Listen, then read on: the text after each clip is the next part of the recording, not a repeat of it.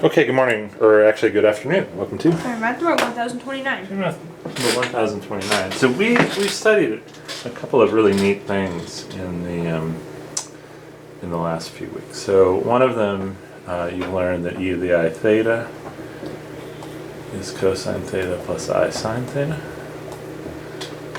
Yep. Yesterday we used this to talk about the solutions to the equation x to the n minus 1 equals 0.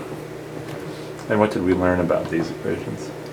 Well, on the unit circle, as n gets larger, they sort of draw out regular n-gons. Well, what about when n is small, like 3 or 4 or 5? What do you mean? What you said is n gets larger, they draw out n So, guns. it does work for smaller ones too. So you basically divide your unit circle into n pieces. If you had 3, divide it up into thirds. Another thing we've talked about, I don't know if it was in the last few weeks, but certainly recently, was what Posha and Lowe was talking about for solutions to quadratic equations, x squared plus bx plus c equals 0, and if I have the roots are r1 and r2, just make sure I'm still on camera there, yeah, then the sum of the roots, r1 plus r2, remember what that equals? No. B? No, BB.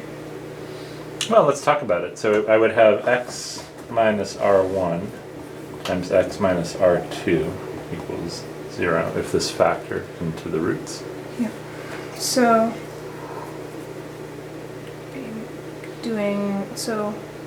that would be negative.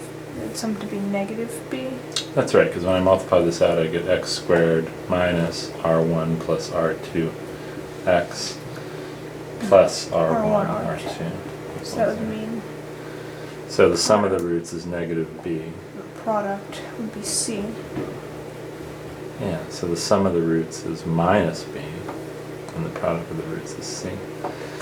And we're going to combine all of these ideas in this project to solve the equation x to the 5th minus 1 equals 0.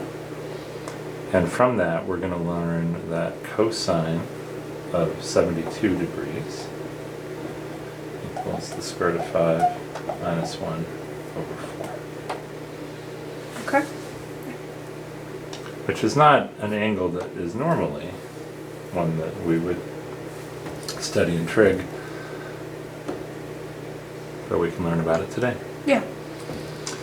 And so just following up on the idea for these roots, when we form this regular 5-gon